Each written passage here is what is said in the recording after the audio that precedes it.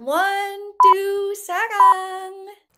Hey! Hey! Annyeong, it's Trency. Hi, it's Monica. Hello everyone, my name is Pia and welcome to another 1 to Sarang Reacts to a music video episode! Hello, hello! Ooh. Hello! Gusto muna naming batiin ng happy birthday ang isang lalaking miss na namin pero sigurado kaming natutuwa kung nasan man siya ngayon. At ang pangalan niya ay John Wonu. Happy birthday! Sechukahamnida. Bakit lumungkot natin? Okay. A 1, a 2, 3. Sechukahamnida. Sechukahamnida. Oh my God, we have Wonu with you. It's a black cat. Yes. Ay, ki-join siya eh. Nakataka si Mi. Happy birthday to John Wonu. And as usual, kapag nagba-birthday siya, siya ang nagbibigay sa ating mga carats ng regalo. It's so touching that he went out of his way to do this for us. And he did it preparing for, obviously, his enlistment. And in all honesty, tonight, kung napapansin nyo, meron kaming yung outfits namin, parang marathon recording ito eh, ng mga different Wala nang bago-bago. Hairdo na lang. Ako nga wala. Oo. Di ba? Ito na yun. Tapos while we were doing this, we noticed, hala, bakit may bagong MV? And syempre, hindi namin palalampasin na hindi mag-react dito sa song na to. But before we listen to the song, gusto ko muna kayong tanungin, ano ba or sino ba si Wonu para sa inyo? Ay, Oh. si Wonu is parang 17's quiet heart. Alam mo yun? Oh. Parang, sobrang, and especially in the recent years talaga. Tagal ko na naging karat eh. Pero like in recent times, parang like you can really feel na sobrang warm niya for all of the members. But it's in a very different way. Alam mo Yeah. yun? And and he expresses it in the parang most subtle, quietest, but very sincere way. Yeah. Parang Yeah. true Cancer, very water sign. Talagang very yes! I was trying to find my words, pero parang ganun din yung gusto ko sabihin kanina. Parang siya yung rock or parang foundation na you know who's always there for anyone and everyone. Alam mo yun. Quiet Everyone is perfect. Pero parang yung presence niya is felt in many different forms. Nung Howo concert, tapos he attended during the first day. Tapos nakakatawa pa yun kasi parang sinabi pa ang haba ng intro, syempre 96 liners ni Hoshi tsaka ni Woozi na parang, may isang tao kasi his weekends daw are sacred kasi ngayon lang siya nagka-weekends. So bawal daw siyang lumabas pag weekend, kaya Friday siya pupunta dito sa concert namin. Sabi nila gano'n. And then they said, we are talking about our estrogen man, John Wonu. Sabi gano'n. Tapos sabi ko, estrogen man, but it actually makes so much sense because if you look at him, he's so masculine and iba yung dating niya, baba ng boses, very manly.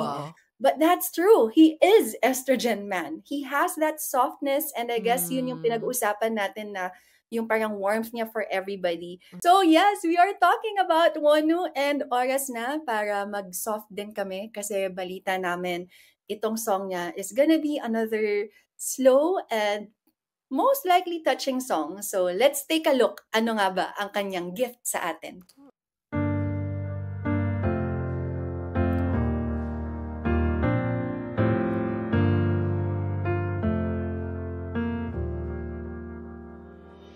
작은 날개 하나 이런 알 수 없는 길에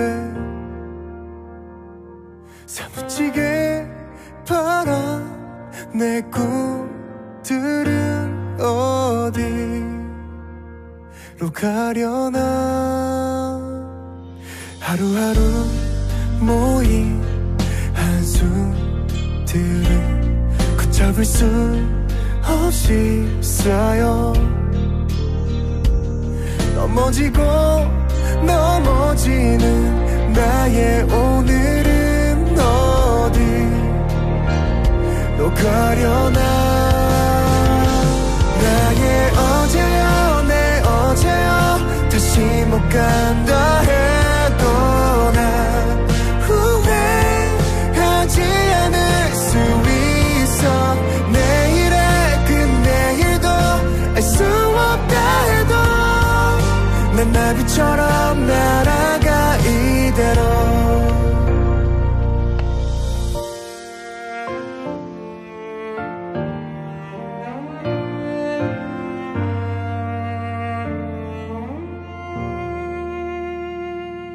자그만 희망 조각 켜져 위태로운 내 오늘도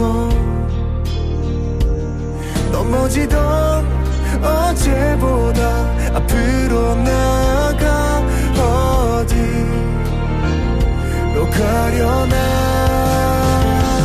나의 어제여 내 어제여 다시 못 간다 해도 난 후회하지 않을 수 있어 내일의 그 내일도 알 수 없다 해도 난 나비처럼 날아가 이대로 고개 넘고 다시 또 넘어도 끝없이 걸어야 한대도 고개 들고 앞을 바라본다면 네가 바라던 풍경이 있을 거야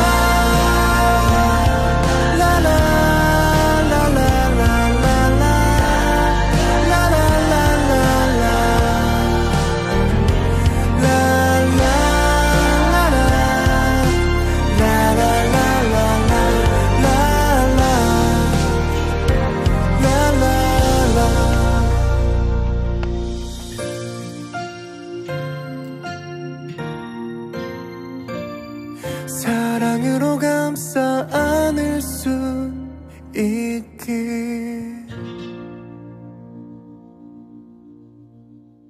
Sweetness. Mayroon talaga siyang vulnerability, no? Parang, like, everything that he has released so far, kaya solo, or like, yung sa kanila ni Jonghan, ganyan, parang may vulnerability talaga na parang, so, sumakto pa yung timing ng pusa ko. Kaya nga.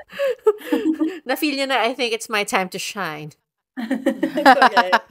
I guess anything that tells you or, you know, may mag-share na to keep going, that encouraging, you know, message. With Wonu talaga, you know, it's coming also from a place na pinagdadaanan niya, I guess. I don't know. It always feels like that. So, it feels very authentic. So, parang hindi lang siya encouraging. It's not, hindi, this song at least, it feels like, hindi siya payo. It feels like, let's do this together. Parang ganon. Which makes it better, I guess, to go through it. I mean, alam mo yun, parang you keep on walking and you'll make it naman. It's always nice kung may kasama ka, parang ganon. So, that's Wonu. I'm pretty sure the response would also give him courage to like keep going as well. So, ito yung maganda sa mga songs na ganito eh. Parang it's very reciprocal. Nagtutulungan kayo to get better, to get through the day by day pain and to keep going. Ang ganda yung start ng song. It felt like he was crying. Yeah. Yung parang pinaka-opening ng song. And then as he continued singing it to the end, to the la la la, dun na yung parang, it's from the grief, it's for the looking for yung my yesterday to the la la la, which is like the moving forward and to the hope. It was so well made. And ang galing din ng pagkaka-produce kasi parang sakto yung buong journey. This like 3-minute, 4-minute song. Parang ang ganda nung buong journey niya. And really offers a lot of comfort for people who are losing their way. Parang yun yung na-feel ko na nag-resonate sa akin that kind of made me tear up a little bit. Tapos parang yung part na towards the bridge na parang he was singing pero parang you're looking at the subtitles tapos dun sa baba parang my love, take courage. Something like that. Parang Dear wow. love, give me courage. Oo. Sobrang I don't know, that really struck me. Hindi ako maka-move on dun sa lyric niya na yon, and hearing him sing over that, pero parang yung behind, yung parang backup vocals is telling him this. Yung ganon, na parang, I just hope that he finds comfort in the way that he's giving us comfort as well. We talked about it kanina kung sino ba siya and ano yung intindi natin kung ano ba yung role niya sa 17. And sana nagigets din niya just how much us Carrots are also holding space for him, and we are just here for him in the journey. We could be the ones saying, my love, take courage to him. Ganda ng buong time na yun. How about dun sa MV mismo? Parang sobrang ang sakto din nung MV. Parang ang galing nung pagkakagawa. What are your thoughts on the MV mismo, the animation? It's a cat. So I'm automatically I gravitate towards it. And I think tama ba parang he is represented by the cat, right? So parang alam mo yun, parang I think emoji niya, the black cat. the black cat. So parang talagang I feel like tama lang yung pinakita nila. As in, I like that shift towards the end. Yung parang, di ba, it's all black and white and stuff, and may mga pink highlights. And parang in the highlights kind of represent, I guess, the comfort that he was trying to look for, or like pushing him. Parang yung butterflies, pink, and then towards the end, parang the house is pink. So, kumbaga parang like, and he's resting within the house. Alam mo yun, nakakatawa.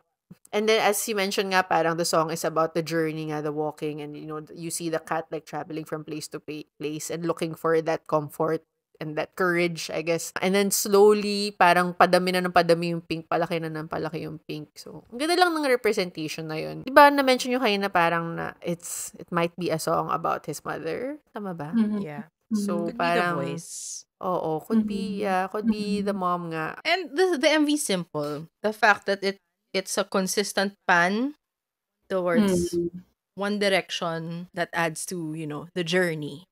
To keep on going. It never stopped. It just kept on going. And it was the cat. Like sometimes it goes in and out of frame, alam mo yun. Pero dire-diretso lang yung panning. Yeah. So, parang buhay. Correct. Exactly. Minsan nahuhulog ka, pero dire-diretso lang ang buhay. But you come back. Through the woods, through flowers, through butterflies, through colorful things. Can you just share?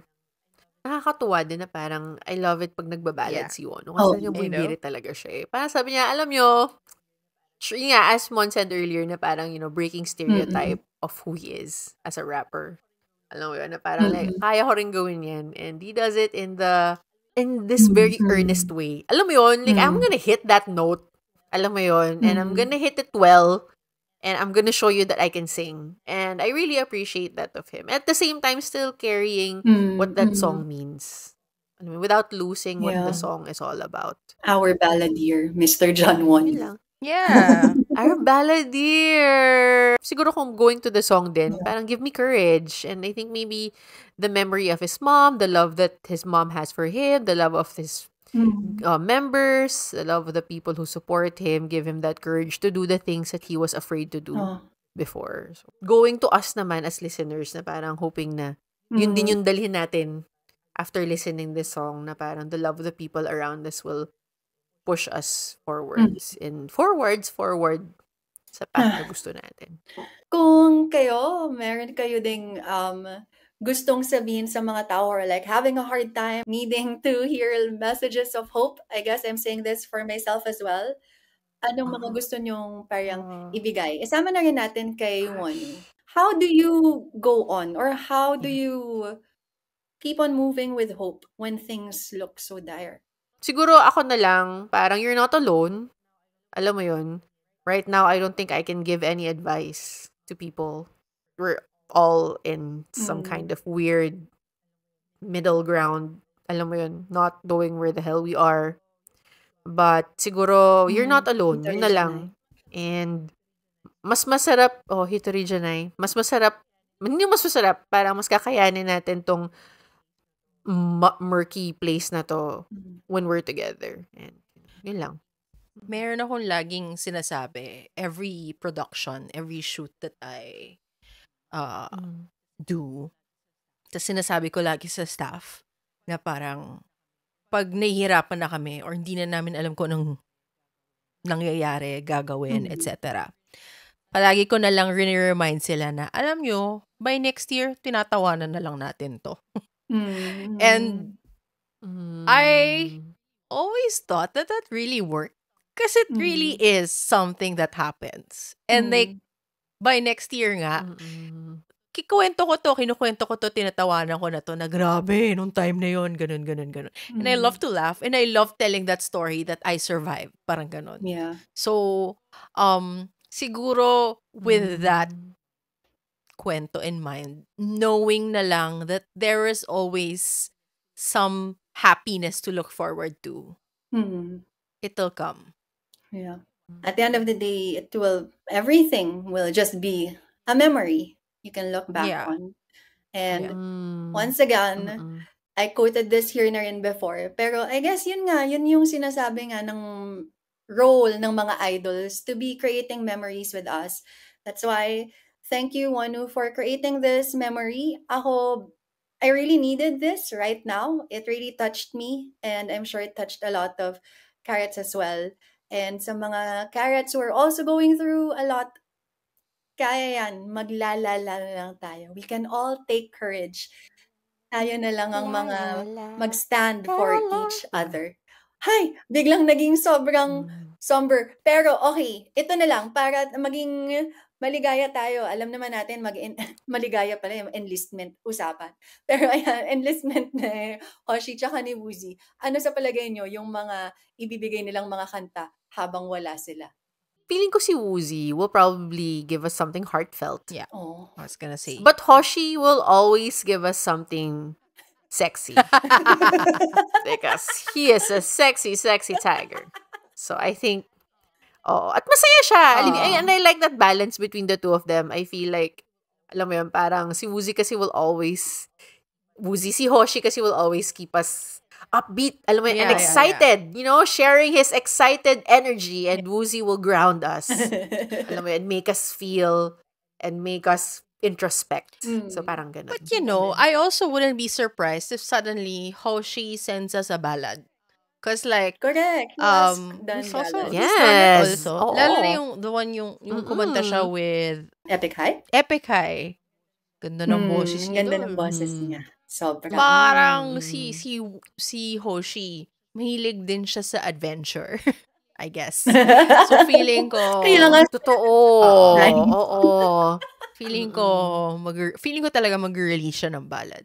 So, naabangan ko yan. Looking forward to our 96-liners balladeer line. Maybe they should be the next Boys to Men. Ganyan. Yung panindigan nilang 4 na yan. So mga Carrots, did you also listen to this song? What did it mean to you? And what words of encouragement and hope do you want to give each other? And Wonu as well because of this song. Pakilagay naman yan sa comment section. And also please do share this with your co-Carrots para pare-pareho tayong mag-fangirl at pag-usapan nito together. Give strength and take courage together. Follow us on our socials. We are on Instagram, TikTok, and Twitter. And if you're enjoying our content, we would love your support. Please hit that follow button. Give us 5-star reviews on YouTube, Spotify, and Apple Podcasts. Your feedback helps us grow and brings more amazing content your way. Thank you! You're the best. Gumawa, Tegoya, and Sarang Hey! Sarang Hey!